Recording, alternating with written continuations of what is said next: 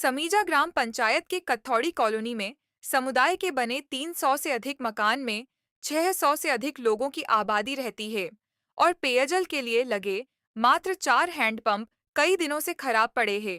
एक तरफ भीषण गर्मी पड़ रही है, वहीं पेयजल की और कोई सुविधा नहीं होने पर बस्ती की महिलाओं को 1 किलोमीटर दूर पैदल चल किसानों के कुएं से या फिर नाले में वेरी से पानी लाकर गुजारा करना पड़ता है। ग्रामीण बताते हैं कि कई बार विभाग और ग्राम पंचायत में भी इस बारे में बताया, परंतु अभी तक समस्या का समाधान नहीं हुआ। अब तुम्हारे को क्या क्या दिक्कत हो रही है वो बताओ। अबे बहुत हमारे दिक्कत है पानी की। सब हेड पंप खराब होके गया, हम कहाँ से पानी लाऊं? किलोमीटर दूर तो बहुत खेती पड़ता है पानी, खूब दिक्कत। उधर भी नहीं भरवा देता, हम कहाँ से जाए पानी पे? किलोमीटर दूर पड़ है।